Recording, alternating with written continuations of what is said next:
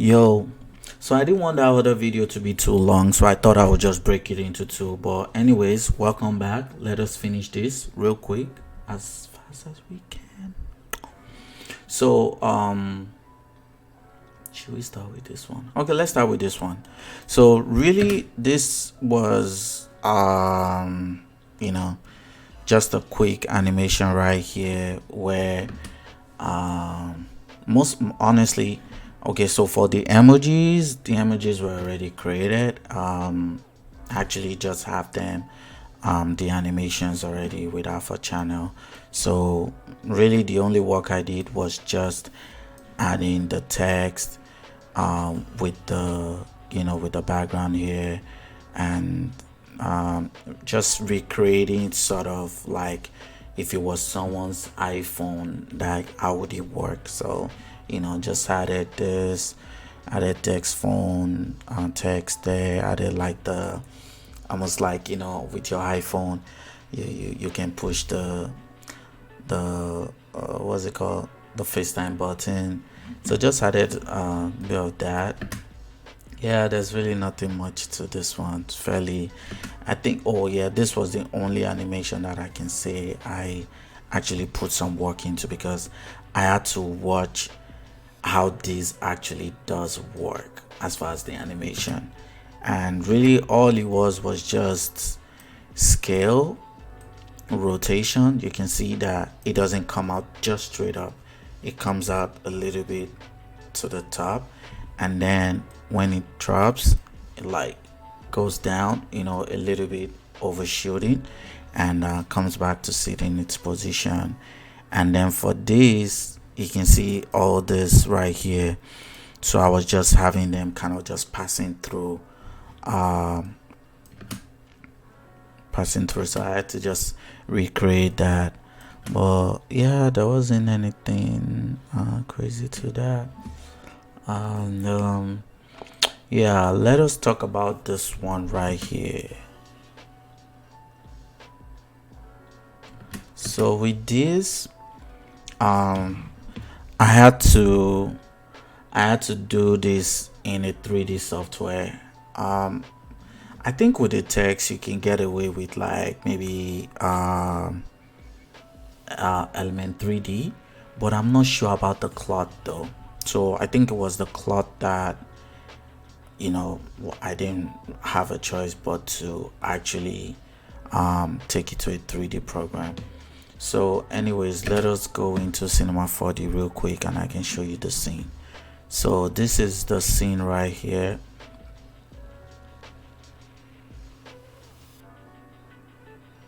So let us talk real quick about dynamics. Dynamics is a very interesting topic inside of 3D softwares. Excuse me. Where do I begin with dynamics? So I'm just gonna talk a little bit about this, and then I can show you a little bit of how dynamics works in a new project. So really, as you can see, I had my plane up here, which is serving as the cloth, and then I added a material to it. So I kind of like looked up the Ghana flag and I downloaded it, then I added it onto my material. So that material is what I then applied onto the plane to just get that. Then as far as the cloth, so what I did was, let me open a new project here. I'm just gonna add a plane. This is a plane right here. Let us look at the subdivisions. So you can see here the subdivisions, right? Let me bring it up a little bit. So the way dynamic for cloth, especially the way it works, is that the more subdivisions you have on your is it primitives, I'm not too sure, man. But the more subdivisions you have on your object, you can it would your stuff will be able to bend more, if that makes sense. So if I were to reduce if I were to reduce if I were to reduce the number of divisions here, it will be harder for you to to get that bend, because it's almost like, even if I were to take my clothes for example now, it's only because it's able to bend is why I'm able to wear it as a cloth. Imagine someone gave you like a wood to wear, because wood is like straight, or like a flat surface to wear.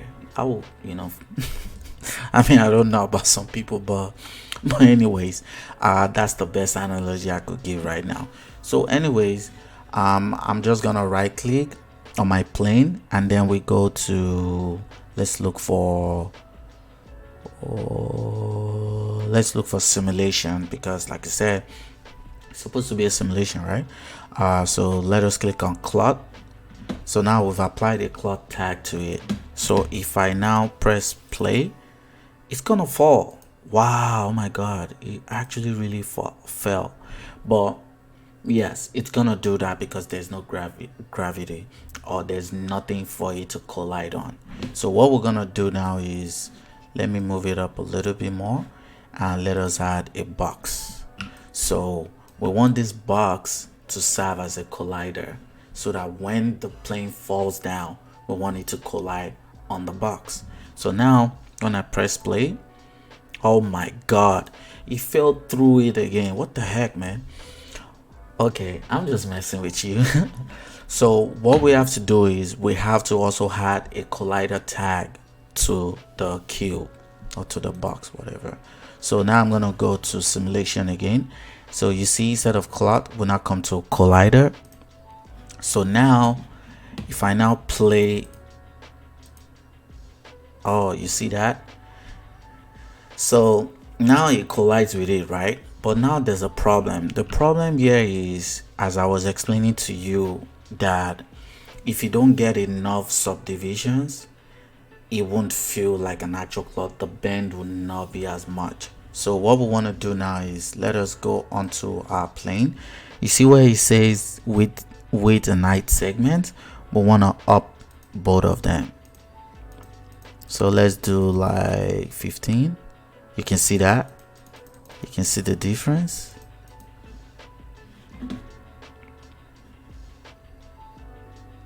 My computer just my simulation just froze now. So I'm sure it's gonna act right. Oh boy. Oh boy. I messed up. I wasn't supposed to be doing that while the simulation is playing. I hope I don't have to restart Cinema 4D. Okay, so we're back, and we're gonna try to run that simulation again, but now I've learned my lesson, so I shouldn't do that again. So we have our cube, then I'm gonna add our plane, bring the plane up. Let me scale it up a little bit. Let us see our subdivisions right there. Then I'm gonna add the cloth tag, and then I'm gonna add the collider. So yeah, so now if we play, you can see, but now we can increase the segments. I'm not gonna do what I did before. So instead of 10, let us do 20 each. Now let's play back. See how like it's better, like folding wise, and you could even go further. We can do 50. Let's play back. Ooh, got that. But you know one thing, even though you see it bend, but you can still feel that it doesn't feel like, as it doesn't feel bendy enough. It doesn't feel as organic enough. You can still see some rough edges. So we can take care of that by, let us reduce our segments back to 2020. So there's a, what's it called, a subdivision surface that you can add to your plane that would kind of smoothen things out even more, but not subdivided surface. You want to go to cloth surface. Then I'm gonna hold alt while I click on it, so it will just apply directly to it. So you can see it's added my cloth as surface. So now if I click on it, it has made it oh no, I am so sorry guys, this is for something totally different. Anyways, I'll just roll with it. So what your cloth surface would do is actually gonna help you add thickness to your cloth. So let us go back. Oh sorry, let me scale in into the cloth and let me look for an edge.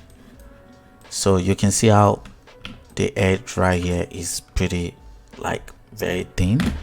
So you see where it says thickness, you see right there, you can add some thickness to your cloth right there. So that's what that is for. And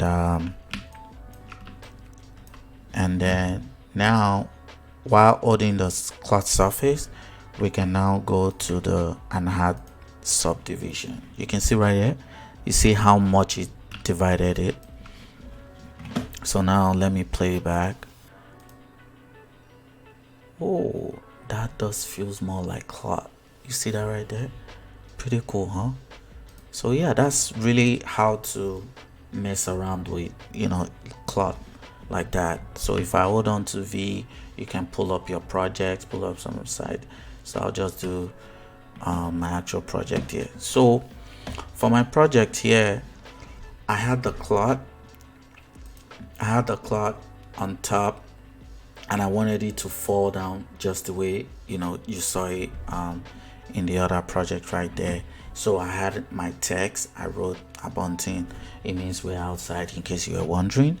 And then so once my cloth drops, let's play.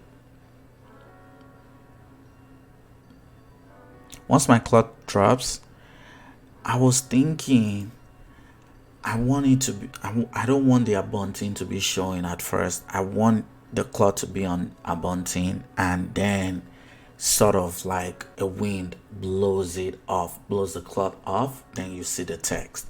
So then I had to add the wind, what do they call them, the hold on, the forces. So you can see when you got to stimulate, under forces you have attractor, deflector, destructor, the field force, friction, gravity, all of the above. So anyways, so I added wind, and with your wind, it's gonna affect, you know, the cloth dynamic that you have in your scene. So that's what I just added here. I just added wind, and if you see, at first the wind here is kind of like blowing the cloth back and forth, but then this now activates at a point to blow off the cloth, like as you can see right there. Oof. And then I added some turbulence, you know, just doesn't that just feel so good, you know? Yeah, and that was really it, you know, nothing too crazy. That was really what I did there. And then I rendered this out in Alpha Channel, and then I came back into After Effects. Let's see, this is my layer right here. This is the original right here. Yeah, so I rendered it out in Alpha Channel, then came back here. Oh yeah, I also did track this this shot, because I mean you need to 3D track it so that you can have somewhere for it to sit in the scene. And if you were wondering how come it's coming from literally under, so what I did was duplicated the footage, and then I did the same roto that I did for myself, and I did one too for um for this right here, so that I can put something in between the foreground and the background. So yeah, and that was it. And I did a little bit of some color correction right there with the mounting. As you can see, I added curves and hue saturation just so it matches up with this scene right here. And eventually it was color graded, and voila, that was really it. Nothing crazy. Really hoping to do more 3D stuff moving forward, but yeah, I was just really excited to kind of break down some of these effects. I hope you were able to like learn one or two things, but yeah, definitely more tutorials coming up. Can't wait, man. And yeah, catch you guys in the next video. Ciao.